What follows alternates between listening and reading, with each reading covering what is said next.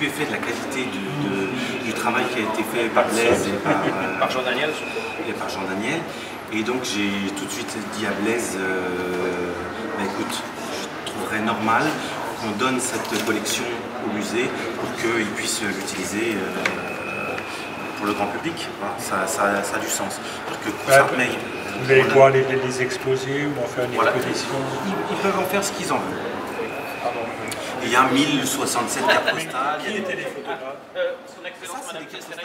Ah d'accord, c'est des cartes postales Alors, bonjour, je suis Benoît du Château Arminjon. J'ai créé donc Crous Art Mail en 1991 dans les camps de réfugiés. Nous avons développé des tas d'activités en relation avec l'enfance et particulièrement tout l'ensemble des écoles pour enfants aveugles et pour enfants sourds.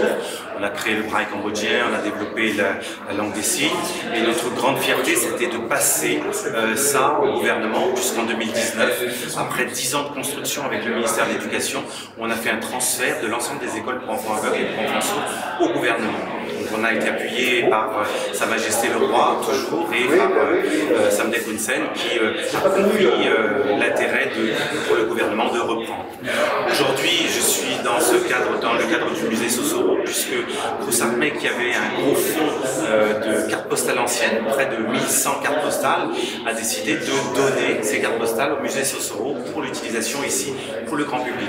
Je pense qu'il est très important que les fonds qui existent en France bien puissent revenir au Cambodge pour permettre au grand public d'en profiter, pour que les Cambodgiens puissent se réapproprier leur histoire, que la mémoire dormante devienne un peu la mémoire vive d'un pays qui renaît. Et ça, je crois que c'est très important.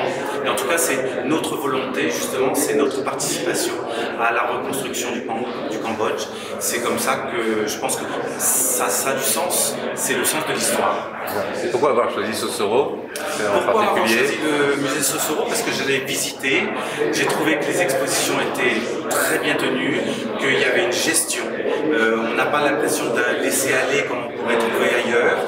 Donc j'ai préféré choisir la Banque nationale avec son musée ici à Phnom Penh et un musée qui sera en construction bientôt pour justement qu'il y ait une gestion active de ce fonds de cartes postales anciennes. Comment vous allez le faire vivre ce fonds-là, à travers des expositions Alors ça c'est le musée Sosoro qui s'en occupera. Je sais qu'ils pourront prêter les cartes postales puisqu'ils ont libre choix. Ils vont pouvoir, ils ont la propriété pleine et entière et donc les droits sur l'ensemble de ces cartes postales. Et je sais qu'ils vont prêter, faire des expositions temporaires comme celle-ci sur le voyage du roi Sisovat où il y a quelques cartes postales qui ont été utilisées de la collection Crous Art Mail.